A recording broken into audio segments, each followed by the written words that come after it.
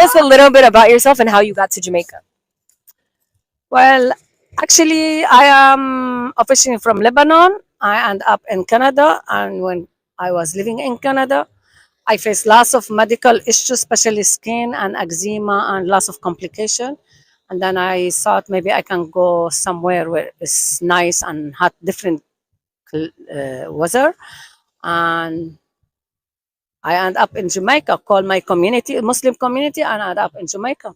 And so there was a Muslim community here that helped you. Yes, of course. That's they were very helpful. They were very helpful.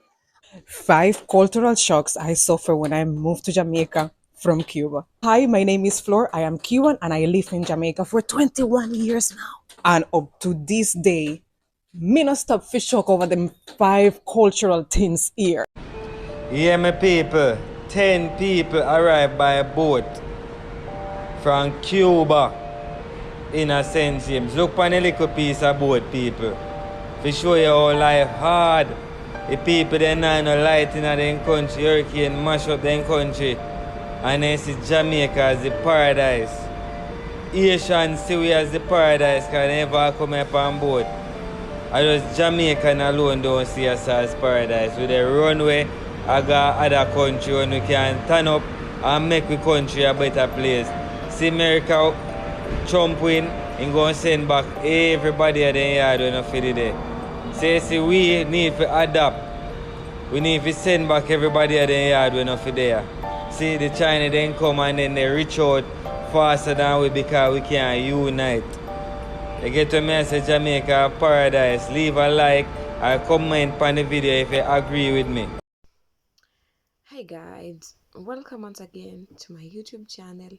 I am Michelle, and if you are watching me for the first time, kindly don't forget to subscribe. Don't forget to leave your thoughts and opinions on the comment section below. So guys, in today's clip, and that's something that you're going to watch and we're going to see for our own. We're going to see people who have, especially Arabs, people who have visited or are staying in Jamaica, and they are coming out telling us why they are in Jamaica, their experience in Jamaica, and of which it is something interesting because people are trying to tell us what they really loved about Jamaica for them to visit it. They are telling us what the good things that are in Jamaica for them to go and to decide to go and stay in Jamaica, of which this is something interesting because it is a green flag to Jamaica, because for people to come out and want to visit your country, it means your country is very good. It has good people. It has good things in it. It is something that is being talked about all over the world because Jamaica is well known. It is a small island, but it is well known all over the world. Many people know about Jamaica, and a lot of people might want to visit Jamaica. So these Arabs are coming out and telling us what they really loved about Jamaica that made them want to visit Jamaica, want to stay in Jamaica. So let me not talk too much. Let's watch the video and come back for more. And don't forget, if you haven't subscribed, please do so. And don't forget to leave your thoughts and opinions on the comment section, because I would like to know your thoughts and your opinions about this video. A little bit about yourself and how you got to Jamaica. Well, actually, I am officially from Lebanon. I end up in Canada, and when I was living in Canada, I faced lots of medical issues, especially skin and eczema, and lots of complication. And then I thought maybe I can go somewhere where it's nice and hot, different weather. And I end up in Jamaica, call my community, Muslim community, and end up in Jamaica. And so there was a Muslim community here that helped you. Yes, of course. That's they were very helpful. They were very helpful.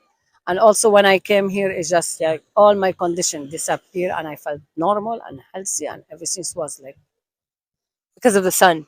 100%. It's the weather, the sun, the earth, the food, the air, everything's in Jamaica helped me. Is there anything you'd like people to know about the Muslim community here in Jamaica? We can establish a better community here because they need really help and make them a better place for Muslim to be here. Okay, so what's your favorite thing about wearing the hijab? Oh, I love my hijab. I love my hijab. I'm so proud of my hijab. I I consider myself lucky to have hijab and being in Jamaica because I feel I'm so respectful from many people and I walk here so safe, so nicely, and people respect me so nicely. How do people respond when they see you? Number one, they think I am a nun, which fine, and also because I dress like Mary. And when they ask me why you dress like this, I say I dress like Mary.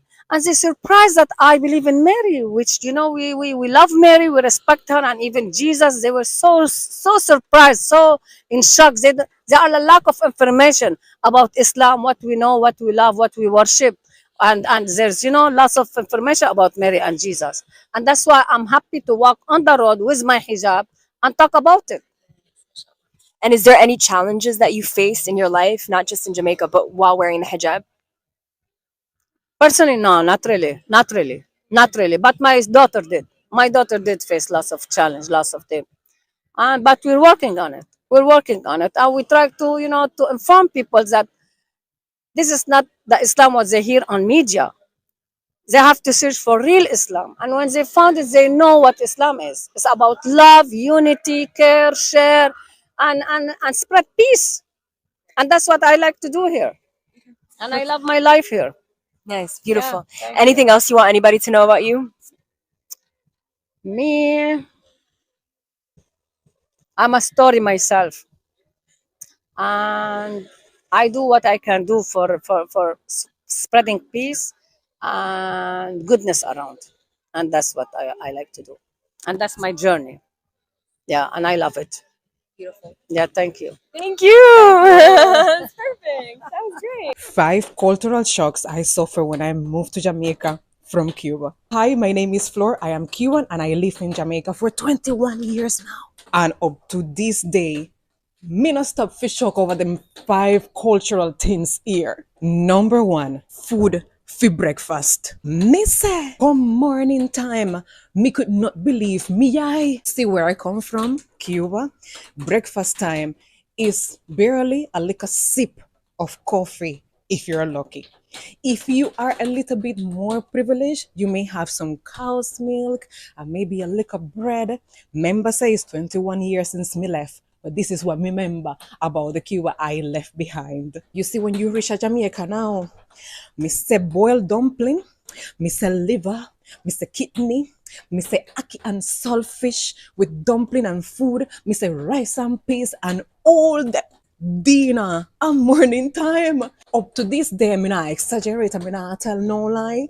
Me can't get over the fact that Jamaicans have a whole meal for breakfast. Number 2, manners and respect. Me don't know what was it about the Cuba me left behind, but we never did practice manners and respect. My grandmother always did tell me that manners and respect in Cuba died in 1959. You see, if you buck up on somebody, you just buck up on somebody and move.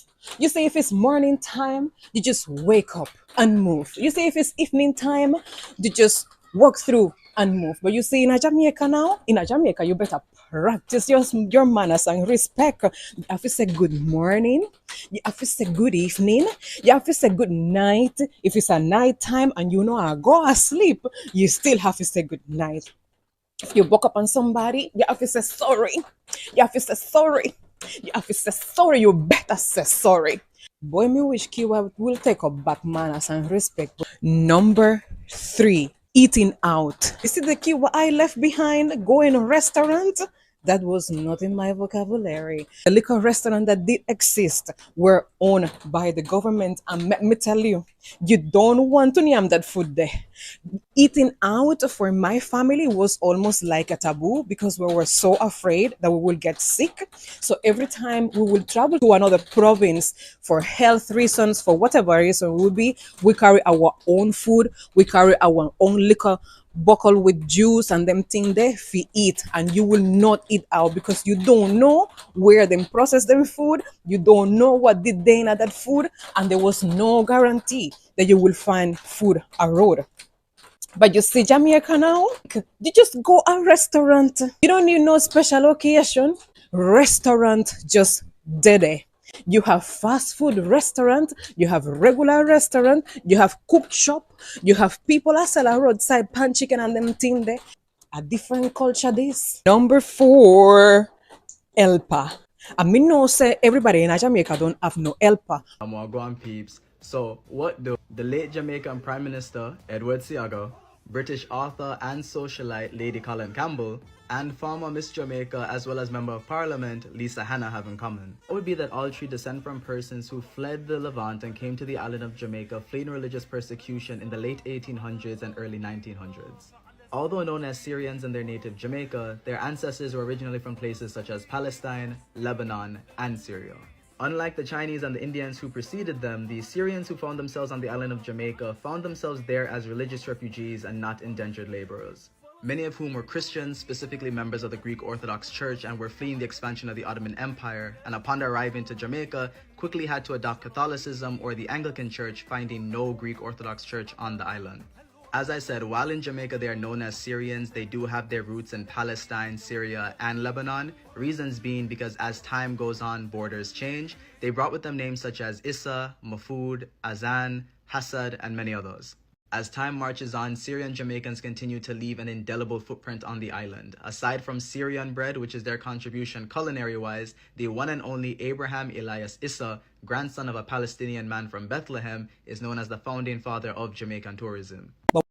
These are the 5 biggest cultural shocks I suffered as a Cuban moving to Jamaica. If you're new here, hi, my name is Flor. I am Cuban and I've been living in Jamaica for 21 years. And me still remember them 5 shockers here like it's today. Number 1, throwing the toilet paper in the toilet. Cuba is a very different place right now, but back in my days, you couldn't do that. First of all, we didn't even add toilet paper. We did use newspaper, and then you have the little basket beside the toilet, and then you would have put the paper in there. So me did put the toilet paper in the basket, and my mother-in-law yard by mistake couple times. Number 2, meat. When I went to Jamaica, I went to live with my mother-in-law, and she did have a helper. So the helper would have cook. And the first time I see the helper cooking, I swear, say, they might keep a welcome party for me. And I was like, oh my God, it looked like I missed the notice that they're keeping a welcome party. And then when dinner time come, miss everybody, I share them plate. And I'm like, no party, no, I keep again. And I asked my husband, and I say, oh, no, I keep party or something. He said, no, why you are asking? I said, but me, I see a pot full of meat in the stove. Like, what is that? And he said, no, that is how we cook here. I'm like, excuse me? You see, in my Cuba, the one that I was coming from, we cook a little tiny piece of meat and it's counted per person. Let's use an example of a chicken very quick. My family will slaughter a chicken at home. We take part of the chicken to make soup. That will be the 2 foot, the neck, and the intestines. The soup will be 1 meal. Another meal will be the leg and thigh them. And another meal will be the breast and the chicken back. 3 meals, 3 different meals out of 1 chicken. Me never adjust to them abundance them there. I was shocked. Number 3, it was the lack of public display of love. You see, in Cuba, people are kiss, people are hug, people are make out, people are fill up one another in a public. People sometimes even in a public. And most time, did I have to find myself holding back when I was in public with my husband. And every time, like if I kissed him or anything, I just felt like everybody was like, "What are you doing? Get a room." It was very uncomfortable. And 21 years later, after practicing that, I have found after visiting Colombia and Brazil, which are places where people do that, just like in Cuba, I feel like, boy, me really miss out in hug and kisses. Number four, Jamaicans bathe a morning time. In Cuba, nobody no do that. I am not saying it's because we are nasty people, but because we don't really have the resources, we don't have the water, we don't have soap. We bathe 2 times for the day. So in a Cuba, it's normal for a man to wake up a morning time, wash him face, and a woman wake up a morning time and she wash her face and she wash her and go about them business. Number five, and this was one of the biggest adjustments I had to make. It was wearing a brassiere and just changing my general way of dressing. Jamaicans' way of dressing, Jamaicans' style is impeccable. I have been to many different countries and I have never seen anybody who dresses as well as a Jamaican does. And I am so glad and thankful that I adopted that type of that part of the culture, because my IG name is Rokuwana that style thanks to Jamaica. I literally went to Jamaica without a brassiere. I never did wear one to begin with. One of the first type of shopping that my mother-in-law took me to was to buy underwear. She's like, "Do you want to go shopping?" I said, I couldn't even say yes. And she's like, "Let's." Greetings, me people. Greetings. Blessed love and respect. Me day Winifred Beach, and me just want to tell you, say, the reason me speak patois, or Jamaican, as me call it now, me not call it patois again because it's a language. We call it Jamaican. Me speak it out of respect for the people them, right? This other language of Jamaica, and we have enough respect for the people them. And my husband asked me to speak Jamaican from now on, and say, you live here 6 years, it's time for you to speak Jamaican. So out of respect, me I learn the language and I practice, and me not know everything, but me I learn.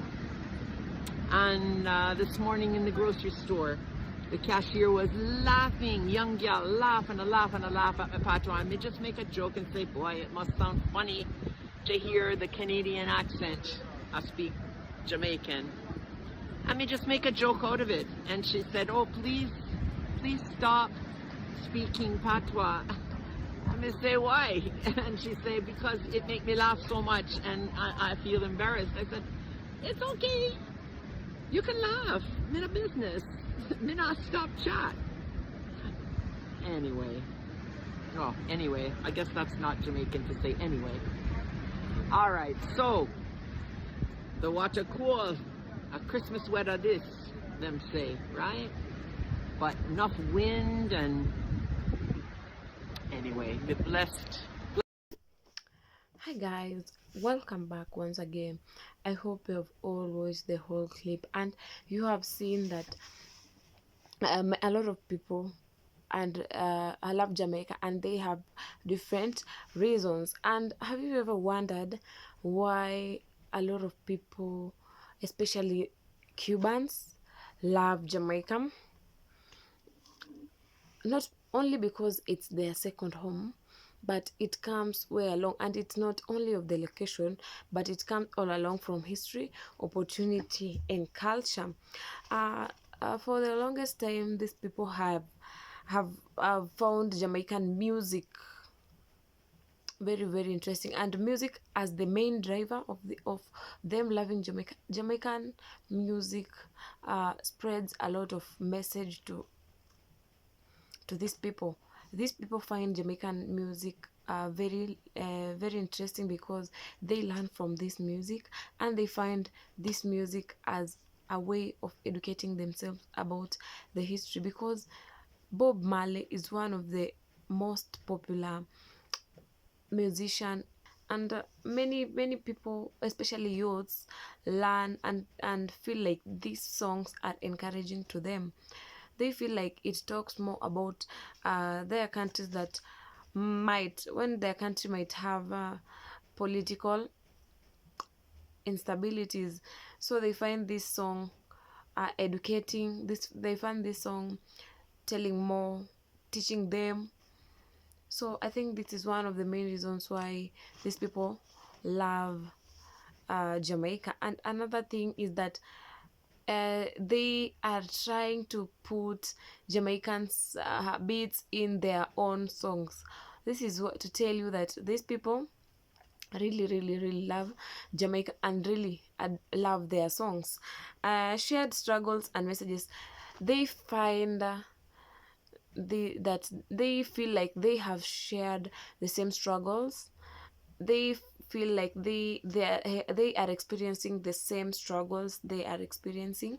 So they feel like they can understand each other, they can help each other, because according to their way of thinking, they feel like they share struggles and messages. And another thing is fashion and lifestyle. Arabs are copying a lot of Jamaican fashion. Their duster colors and dreadlocks have become fashionable symbols in many Arab countries.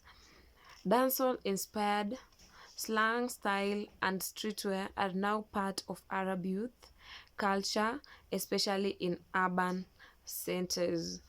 And another thing is cultural fusion. Arab artists are mixing reggae and dancehall beats and Arabic lyrics. Example like countries that are good and are mostly mixing these lyrics is Morocco and Lebanon. And in festivals in Morocco blend Jamaican reggae with African Arab traditional music, which it is very interesting. And if you haven't heard about, even if you haven't heard those musics that are being mixed, you should go and listen to them. They are very interesting, they are very good. And global media and migration. Musicians and DJ travel all over in especially in Arab countries, to spread the culture. And spreading the culture, they are always playing the reggae music, Rastafarian music. And this is to tell us that these Arabian countries really love Jamaica, because they are calling their own DJ, the Jamaican DJs, the Jamaican musicians, to come and perform in their own countries. This is to show the love these people have for Jamaican people. And some media platforms such as YouTube and TikTok amplifies Jamaican dancehall and reggae, making it trendy among Arab youth. This Jamaican songs are being listened by Arab youths mostly. The Arab youths, and this is to show us that these Arab youth are enjoying it, because these things are appearing on their YouTube and TikTok, simply because they are watching it a lot. And another thing is spiritual ideological. Another thing is spiritual and ideological influence. Some see connection between Rastafari spirituality and Sufi traditions in Islam. They feel like their traditions are are somehow connected. They feel like their traditions are the same. That's why they love Jamaican. Rastafari philosophy, Rastafari philosophy with it focus on unity, African identity and spirituality attracts Arabs with youth seeking meaning beyond materialism. And Jamaican culture is taking over Arabs. It's not by force, by influence through music, style, and philosophy. It speaks a universal language of freedom, resilience, and joy, which many Arabs embrace as part of their own identity expression. And this is a very interesting topic today. And so whether it's work, politics, family, or just the Caribbean rhythm, Cubans or people visiting Jamaica don't just visit Jamaica, they stay and become part of the culture. If you find this story interesting, please consider subscribing. Consider leaving your thoughts and opinions about the video on the comment section below, because I love to see and know your opinions on this video. And let's meet on the next video.